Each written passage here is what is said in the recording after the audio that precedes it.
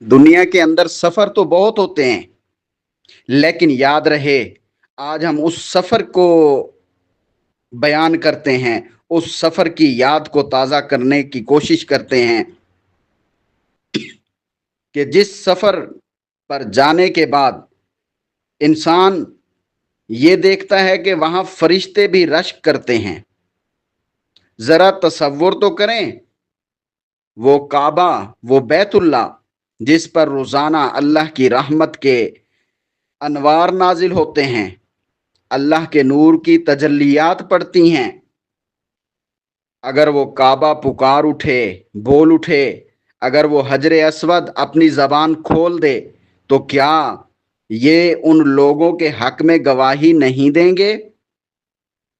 جنہوں نے اپنے دل کو دنیا کی غلاظتوں سے صاف کر کے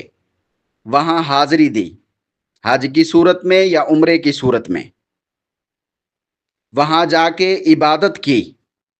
ایسی عبادت جو بندے اور رب کے درمیان دوریوں کو مٹا دیتی ہے، جو انسان کے وجود کو گناہوں کے زنگ سے پاک کر کے اسے ایک نئی آب و تاب کے ساتھ زندگی عطا کرتی ہے۔ تو یہ وہ بیت اللہ کے گرد طواف والی عبادت ہے۔ عمرہ جو ہوتا ہے یہ محض چند مناسک کا نام نہیں ہے، چند فرائض پورے کر لینے کا نام نہیں ہے، یہ اللہ تعالیٰ کی طرف سے اپنے بندے کو ملنے والی خصوصی دعوت ہوتی ہے۔ انسان سمجھے کہ مجھے رب نے اپنے گھر میں بلایا، دعوت دی ہے۔ رسول اللہ صلی اللہ علیہ وسلم کا ارشاد ہے، حج اور عمرہ پے در پے کرتے رہو، ایک کے پیچھے دوبارہ بار بار کرتے رہو، کیونکہ یہ دونوں حج اور عمرہ گناہوں کو اور محتاجی کو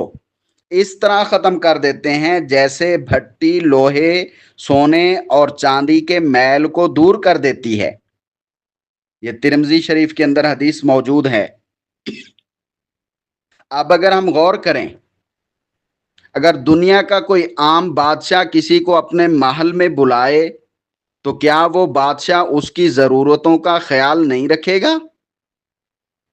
جب کائنات کا مالک اپنے گھر کی زیارت کے لیے بلاتا ہے تو وہ اپنے بندے کے لیے اپنی رحمتوں کے دروازے بھی کھول دیتا ہے۔ عمرہ کرنے والا دراصل دنیاوی تعلقات کو کاٹ کر، توڑ کر، چھوڑ کر